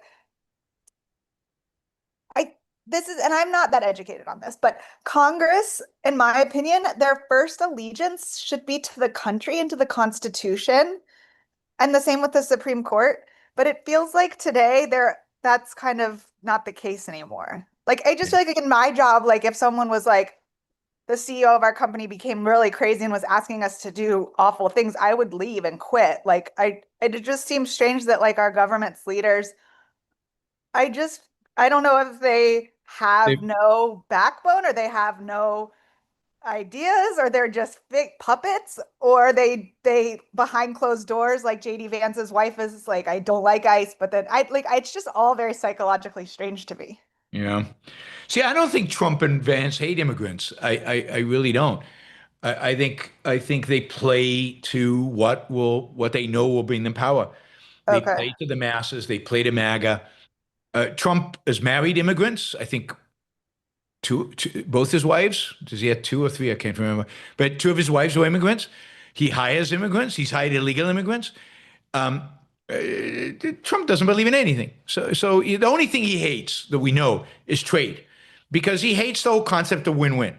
So he's a zero sum all the way through. So he doesn't hate immigrants, but he realizes that immigration is his winning ticket. It's why he won in 2024. So he plays to that, and I think Vance feels the same way. I mean, obviously, he married an immigrant. I don't think he hates immigrants. I don't think he's really racist in that sense, but he knows that's where his audience is, and he has to play to that. Um, in terms of Congress, yeah, I mean, it's Congress has no principles, no idea what the Constitution means, and they have no backbone. So they're tribalists. Congress is completely tribalist. The Democrats and the Republicans over the last 20 years have become tribes, and they've not become ideological movements or movements that believe in anything. They really don't believe in anything. And the consequence of that is what is happening right now. They're not there to protect the country or the Constitution. They're there to promote and to defend, primarily defend, not even promote their tribe. Yeah. And Trump is the tribal leader, and they'll defend him. They're also afraid of losing their jobs. They've got a very cushy job. Most of these congressmen go into Congress poor, and they come out pretty rich. It's quite a magic trick, and they're afraid of it's a gravy train, and they're afraid of losing it. So and it gives them power over other people, which they love. So I think it's all of that. I have no respect for I can't think of a congressman or senator who I have any respect for. But Yaron, is it really Congress I mean, obviously it's not really Congress that's the problem, right? I mean, if you had somebody that you would have respect for, they wouldn't be in Congress because they wouldn't get elected. Well, they could at least try, right? So what's is Yeah. happening, what actually happened in the past under Trump is that the better people have all quit Congress and not even gone for reelection, not even taken the opportunity to voice their opposition to Trump in front of voters. They've just said, I'll probably lose, so I'm just going to walk away. And that's sad, I think. That's sad. Like Paul Ryan, take somebody like Paul Ryan, who I think Yeah. represents the better part of the Republican Party. I know everybody hates him, but I actually have some respect for him. He could have stayed and fought, and he didn't. He decided to just fade away or take the senator who's actually dying now of cancer, Ben Sass, who I think is one of the better guys. He left the Senate and went to run a university. He said, I don't need this bullshit. And he just left. Yeah. And what that happens is that leaves it to the worst people, possible. I personally I'd rather be a trash lady than work in Congress or be president. Like it would Yeah, be my no, last choice I- job. me too. And that's that. But then what we get is people worse than trash. Yeah. They're not very intelligent. They're not very smart. They're not impressive people, and they have no principles. I mean, um, I have. I used to meet congressmen. I think I've told this story. I used to meet congressmen and senators when I'd speak to congressional staff, and I would go into the offices and spend a little time with them. And I literally did not meet one that I respected, any respectful. My high school best friend, John Ossoff, is my federal senator, and he's not a bad person. He's just not super Yep. impressive, but I feel like that's my bar. It's he's really not a bad person. Yep. Yeah, so it looks like Governor Welch is deploying the Minnesota National Guard to Minneapolis, which is going to be interesting because what's their job? Is their job to stand up to ICE? Is their job to stand up to the demonstrators? What exactly? It's going to be, there could be a lot more shooting unless the feds back down. We will see. Yeah, Amlin. Yeah, maybe just coming back to the Carney thing. I and again, maybe because I think the guy's pathetic, but I think it's completely just a political move on his part, a smart political move, because I look at a lot of my Canadian friends and colleagues and everybody, and they're all like, "Oh my God, the best speech ever." It's like, nobody said it, but I can hear them saying, "No, it's like Churchill talking," Yeah, yeah, yeah, the invasion on the beaches thing, right, and all that kind of yeah. stuff. And I mean, the guy's probably just kind of insulated himself from being brought down in his government because he's got such a thing. So I don't think there's a lot of, because at the end of the day, I'm not seeing the action that Canada needs to take coming out of this guy, right? Like, we've got a bloated bureaucracy, a bloated regulatory state. The government's grown like 100% in the past 10 years, or some ridiculous number.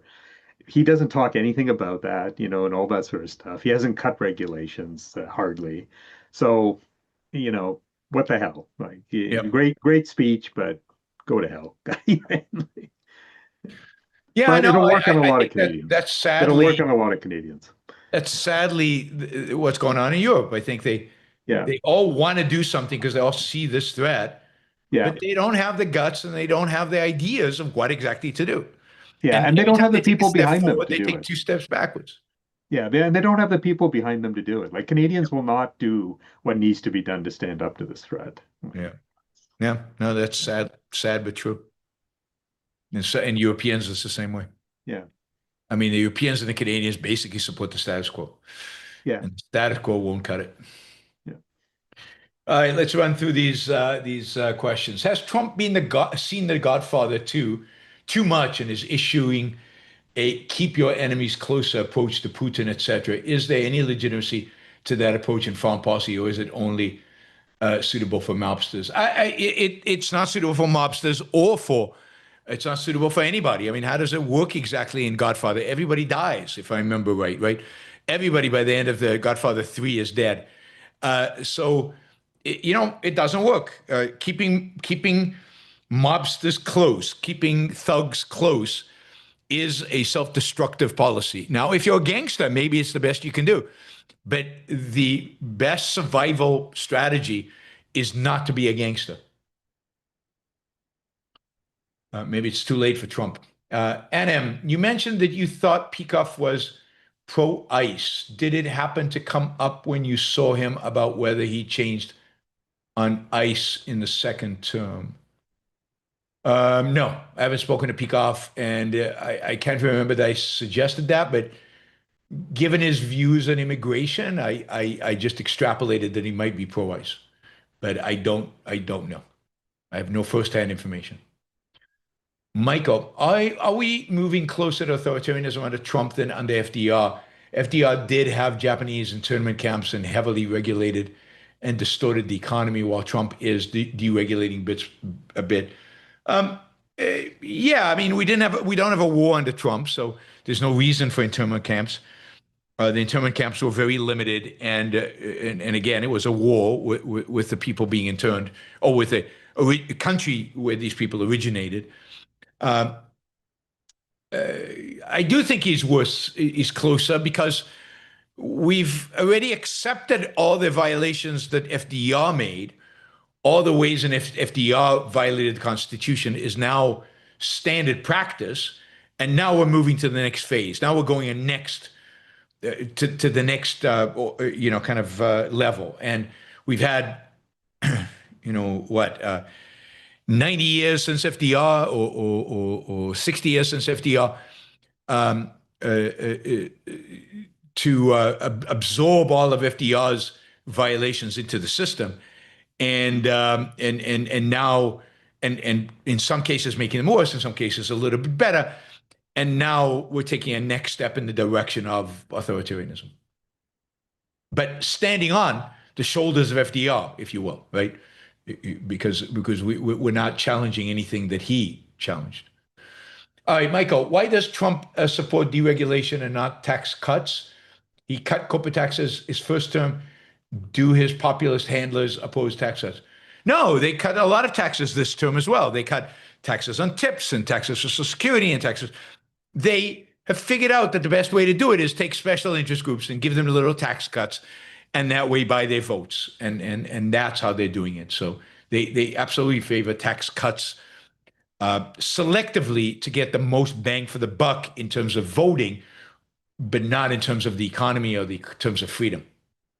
Rational IP. Concerning my earlier comment, the administration wrongly listed Belgium as a joining country. Oh, in that sense, they confused it. Okay. The Belgian foreign minister also made a statement. All right, thank you for clarifying. That was the error. It wasn't the invitation. It was in the joining. Steve-O, can you tell us what you think of Grover Cleveland? Was he a good president? What was the best thing he did? What was the worst?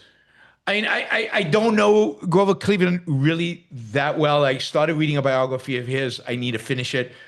But from the little I know, he might have been one of the best presidents in American history.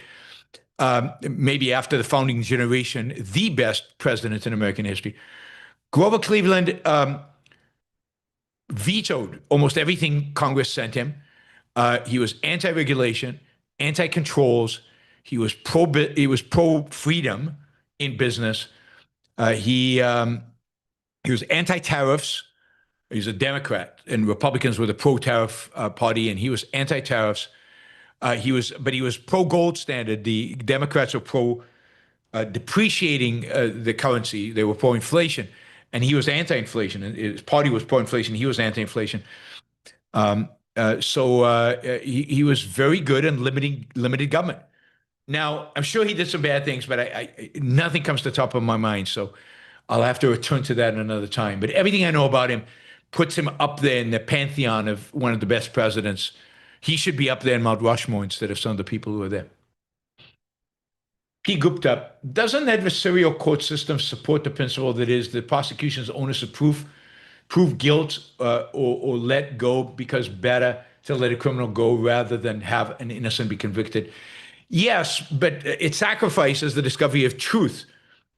So I think what Lenin's approach was, or the European approach is, by seeking the truth, we either find out that he's guilty, or if we can't, it's still, you're innocent until proven guilty. But now the entire court system is trying to figure out whether he is guilty or not. Again, I'm not a legal expert, so I don't know how that exactly works and what are the pitfalls. Maybe what you're saying is the pitfall, and we'd have to think about it. So you need legal scholars to actually work on it and figure out a good solution. Wyatt says, are you saying Rand would support fighting the law? Well, I don't know what you mean by fighting the law. I mean, Ayn Rand supported disagreeing with the law all the time, right? She disagreed with most of the laws, or many of the laws being passed, and she fought them, right? Verbally, she fought them intellectually. So do I mean Ayn Rand would support a revolution disobeying ICE? Now, I don't know what Ayn Rand would think. I think you should disobey ICE. I don't know what Ayn Rand would think. I hope she would agree with me. She definitely agreed with civil disobedience. She recognized its importance and necessity. She also realized you disobey, that if you do civil disobedience, you would have to, accept the consequences because it is the law. So in that sense, there's no question in my mind she would oppose ICE. And I think, I strongly believe she would think that civil disobedience in the case of ICE was appropriate. But again, I certainly don't speak for Ayn Rand, so I have no idea. Ultimately, she was a genius. I am not. Is there a difference between open immigration and open borders? I don't know. I don't know what that means. I guess open borders is you can come in and out whenever you want, but it doesn't imply you're immigrating to the country. I don't know what open immigration would that mean. I don't know. I think they're the same thing. Free market capital. Could you clarify your point on vetting? I get that it can be a sign of authoritarian, but isn't it reasonable at some point? Well, here's the point that Harry Binswanger makes, which right now I'm sympathetic. I'm sympathetic to primarily in the face of what ICE is doing, in the face of everybody opposing immigration. It's making me more radical, I guess. By what right do you vet? Like somebody's crossing the border, and you stop them and say, "I want to vet you." By what right? Unless there's some reasonable doubt to stop them, and to actually demand information from them, they have a right to liberty, which means the right to move, the right to go, the right to engage. So what is it? What is it that gives you the right to stop them? As an individual, you don't have that right, and so I don't know why a state does. Now, we don't stop people moving from one state to another. We don't stop people moving to vet them. We don't stop people moving from town to town to vet them. Now, if there's a war going on, or if there's some real threat, terrorism or something, maybe some kind of screening makes sense, but it can't be the standing procedure. Can't be the standing procedure. So Wyatt says, weren't you calling for vetting EU migrants? Yeah, today we're at war. There's a war going on. And not all EU migrants, Muslims. I'm for vetting Muslims and for making sure they are not Islamists and kicking out. But that's because there's a war going on. And if I can't separate Muslims from Islamists, then ban all Muslim immigration. I have no problem with that when you declare there's a war. You'll notice that every time I say restricting migration of Muslims or monitoring all this, I also say that we need to declare war. It's essential for European and Western defense is to identify, recognize, and announce who your enemy is. Islamism, the Muslim Brotherhood, for example, is an enemy. And therefore, you need to vet certain people to make sure they're not members. And how you do that, is you need to figure out. But, vetting in times of peace, where there's no war and there's no threat, imminent threat, there's no justification in the theory of rights for stopping people from crossing a line. And that line, all that line represents is on this side of the line, these laws apply. And on that side of the line, other laws apply. It's just an issue of jurisdiction. But that jurisdiction also applies between state and state and city and city. All right. When it comes to sexual abuse, is there more over-reporting or under-reporting? Whom are you more concerned about, victims or defendants? I think it's underreported. I'm more concerned with victims.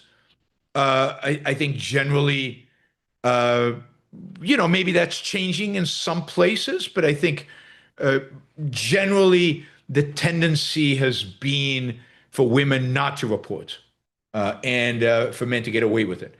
And indeed, and even when it is reported, men mostly get away with it. So it's because it's very difficult to prove. It's very difficult to prove sexual abuse in a court of law. So I think more of it happens than we're aware of. Roman, Ukrainians are freezing. Any rational solutions? Yeah, sell them the weapons to make it possible for them to destroy the ability of the Russians to deploy these weapons against them. Make it possible for them to bomb the bomb-making facilities and the airports where these planes launch and all of that. So arm them to the teeth. Roland, I just finished Mr. Sunshine and I'm about to finish My Country. Any more Korean shows you'd recommend? Yes, Itowan class, Itowan class, Itoewan, something like that, class, Itowan class. Miroslav has it, Itawn class. Startup is pretty good, and Mr. Romantic is being recommended, but Itowan class I think is the best of those. Well, I haven't seen Dr. Romantic, so I don't know. Ian, dealt with a difficult customer and intrinsically wanted to appease, instinctually wanted to appease. Happy I can judge accordingly and stand on my convictions. Sucks. Altruism is difficult to disintegrate. Thankful to objectivism. Yeah, it is. It is difficult. It's so ingrained. Neo, we should listen to Polivar response message to Connie just released. I'll check it out. I'll check it out. Ron, giant protest taking place in Minneapolis. Good for them. Absolutely. Roman, a Chinese soldier was shown controlling 200 drones with the help of AI at same time yesterday. What should we do? How to defend against this? We need anti-drone technology like the lasers the Israelis have. We need our own drone technology, and we need to also recognize the fact that China is dysfunctional. Its military is dysfunctional. As I said, the entire leadership of the military, 75% of it, of the very highest echelon of the military, was just arrested. So it's not dysfunctional over there. So they have more to worry from us than we have from them. Roman, are immigrants hated because of rising Volkism? Well, yes. Call it Volkism, call it xenophobia, call it just fear and zero-sum thinking. I think a lot of it is just zero-sum thinking. Thank you, guys. Thanks to all the super chatters. Thanks to our panel. I will see you on Monday, probably, maybe a show tomorrow. Certainly if there's an attack on Iran, but also other things could happen. I might do a show tomorrow, but certainly I will do a show on Monday. 2 shows. Oh, Ben Baer. Interview with Ben Baer at 8 p.m., 7 p.m. East Coast time on Monday, and a regular news show at the regular time. See you all on Monday or maybe tomorrow. Bye, everybody. Bye, panel. Ayn Rand.